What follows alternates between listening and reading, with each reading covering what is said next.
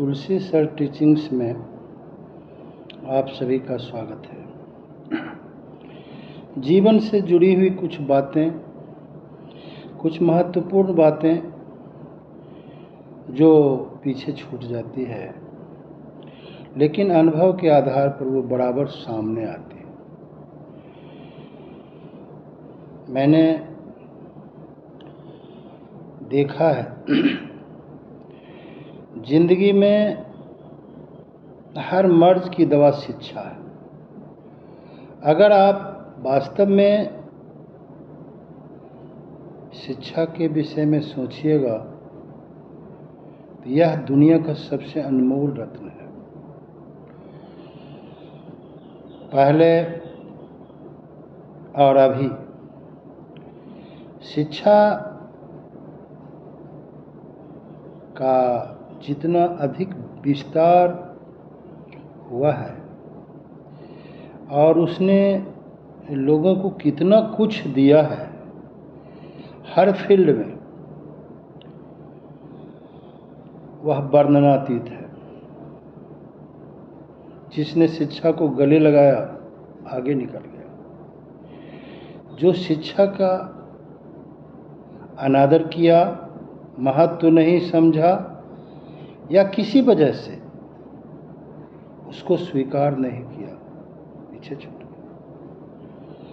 उनकी बात मैं नहीं करता हूँ जो बहुत पहले से बहुत आगे हैं। पढ़ें ना पढ़ें उनके लिए ज़्यादा मायने नहीं रखता। दुनिया इकोनॉमी से चलता है, अर्थव्यवस्था। लोग कहते हैं हम गरीब हैं, हमें दोनों जून खाना नहीं मिलता है, हमारी अर्थव्यवस्था खराब है, महंगाई है, बहुत सारी बातें बोलते हैं। घर में लड़ाई है, झगड़ा है, पैसे का छीना छीनी है।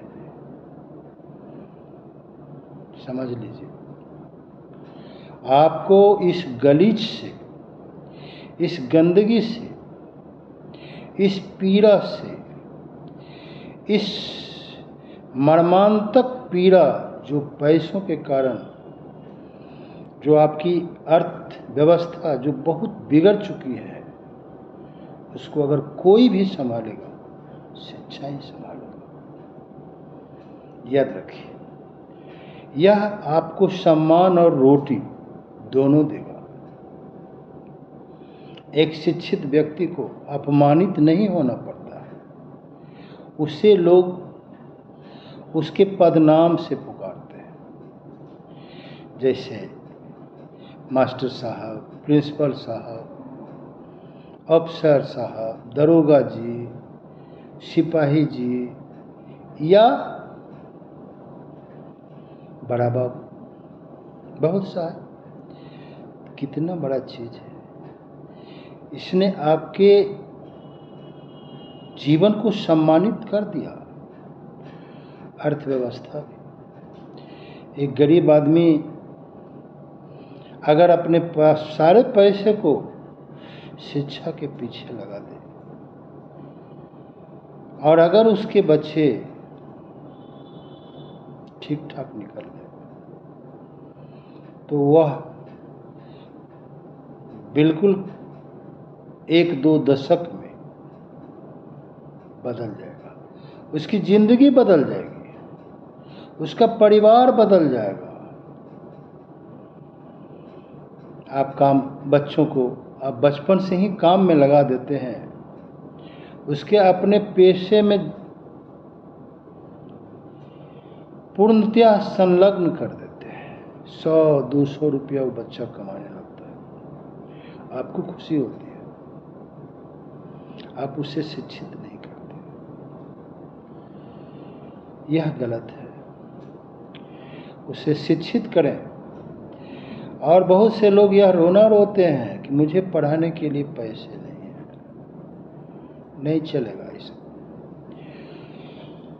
बिहार सरकार ने सस्ती दर पर उन किताबों को मुहैया कराया है। बहुत से वर्ग तक तो वो फ्री में मिलता है, लेकिन बहुत कम दाम पर वो किताबें मिलती है।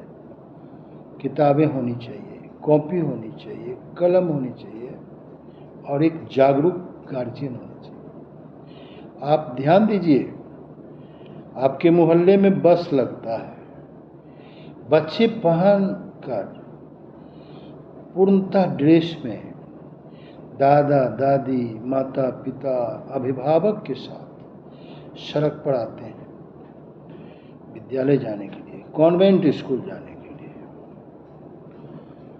तो क्या आप सरकारी स्कूल में अपने बच्चों को पहुंचाने नहीं जा सकते? आपको भी चाहिए कि जिस तरह से वो लोग कर रहे हैं, कम से कम देखिए तो आप भी अपने बच्चों को स्कूल पहुंचाइए।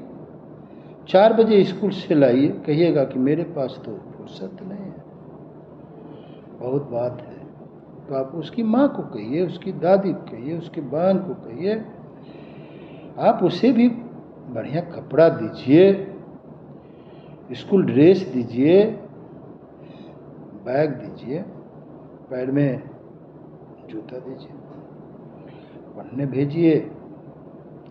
शिक्षा आपके तकदीर को बदल देगा, वह आपके भविष्य को नया आयाम देगा।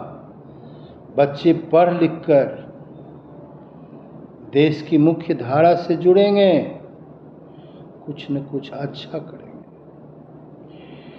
मानसिक श्रम और शारीरिक श्रम बहुत अंतर होता है। वो मानसिक श्रम करेंगे, अगर नहीं भी नौकरी मिलेगी तो भी बहुत सा फील्ड है जहाँ वो पढ़ा लिखा वाला काम करेंगे, बढ़िया कपड़ा पहनेंगे, साफ सुथरा रहेंगे, इज्जत की ज़िंदगी जिएंगे, लोगों के बीच में अपना पहचान बनाएंगे। शिक्षा के द्वारा कहा गया है, शिक्षा शेरनी का वह दूध है जो इसे पिएगा तहारेगा। लोग अपने बच्चों को ड्रॉपर बना देते हैं, पढ़ाई के बीच में ही हटा लेना गलत है। पढ़ने दीजिए, मैट्रिक, इंटर, ग्रेजुएशन, पीजी जितना पढ़ सकता है। ध्यान जरूर रखिए वो पढ़ रहे हैं कि नहीं, आप उसके बगल में बैठिए। मैंने एक कहानी पढ़ी थी हरिवंश नारायण की, गोलंबर, क्लास में चलता था, मैं पढ़ाता था। उसमें एक लाइन है, अगर मेरी माँ जगी नहीं होती तो आज मैं सोया होता। क्या तात्पर्य है? इसका अर्थ यह है कि माँ को, पिता को जागरूक होना चाहिए। आपके बच्चे शाम में घर में आते हैं, क्या आप पूछते हैं क्या पढ़ के आया? 2 पेज लिखना लिखो कहते हैं? कहिए तो नहीं आपको आता है, कोई बात नहीं, जानते हैं स्टार्टअप है। अब बहुत लोग, आप लोग स्टार्टअप है, फर्स्ट जनरेशन आपका पढ़ रहा है, उसके पहले आप नहीं पढ़े। मैं उन कारणों में नहीं जाऊंगा, बहुत विशद व्याख्या हो जाएगी। उन कारणों की खोज आप क्यों नहीं पढ़े। चलिए, अब से तो आपको अपॉर्चुनिटी है, अब तो आप पढ़ा सकते हैं ना। बगल में स्कूल है, सरकार को मत कोसिए, सरकार ने बहुत कुछ कर दिया। 8-10 कोस दूर गांव में जा कर लोग पढ़े हैं। अब तो आपके गांव में अगर मिडिल स्कूल है तो हाई स्कूल में बदल चुका, स्तरोन्नत उच्च विद्यालय है। +2 तक की पढ़ाई है बगल में, +2 तक। अब ग्रेजुएशन के लिए ही आपको शहर जाना पड़ेगा। तो क्या यह एफोर्डेबल नहीं है? हमेशा सरकार को दोष मत दीजिए। बिहार सरकार ने बहुत कुछ किया, दोष देते रहिए। आप अपने दामन में झांक के देखिए, आप कितना % एजुकेशन पर खर्च कर रहे हैं अपने परिवार में? करिए ना। खाना पीना, मैंने एक बार सर्वे किया था, मैं विद्यालय में प्राचार्य था। अधिकांश लड़के किताब नहीं लाते थे। मैंने कहा क्यों किताब नहीं लाते भाई? मैं चेतना सत्र में प्रार्थना के समय 1 घंटे का चेतना सत्र 45 मिनट का, उसमें बच्चे कहते थे मैं गरीब हूँ। मैं पूछता था भाई गरीब हो ठीक है, पिताजी क्या करते हैं? तो पिताजी राजमिस्त्री हैं। कितना मिलता है? 600 मिलता है, प्रतिदिन 600 मिलता है। ठीक है। घर है? तो हाँ घर है, अपना घर है। खेत उत है? तो हाँ 2-3 बीघे खेत भी हैं। पशु है, मवेशी हाँ हाँ 2-4 भैंस है, 1-2 गाय है, सब कुछ है। हम कह तुम सप्ताह में, महीने में शाकाहारी मांसाहार, इतने मांसाहारी हम लोग हैं, खाता है? तो हाँ हफ्ता में 1-2 दिन हो ही जाता है। कितना उसमें लगता है? क्या 400-500 लग जाता होगा एक बार, महंगा है। अरे तो क्या किताब नहीं ले सकते हो? 300 रुपये में सारी किताबें हो जाती है एक क्लास की, नवंबर की, दिसंबर की।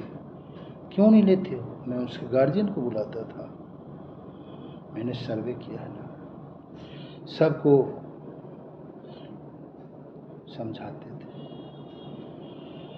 लोग समझते भी थे, नहीं भी समझते थे। मैं शिक्षा के विषय में तो यही कहूँगा कि आज जो भी गरीब परिवार, गरीब वर्ग, पिछड़ा वर्ग जो समाज में हाशिए पर है, अगर वह वास्तव में निकलना चाहता है तो शिक्षा को जरूर अपना हथियार बनाए, शिक्षा को जरूर स्वीकार करें। शिक्षा अनमोल है, शिक्षा विश्व वंदनीय है। आज धनवानों के नाम, शक्तिशालियों के नाम नष्ट हो चुके हैं, लेकिन विद्वानों के नाम नष्ट नहीं होंगे।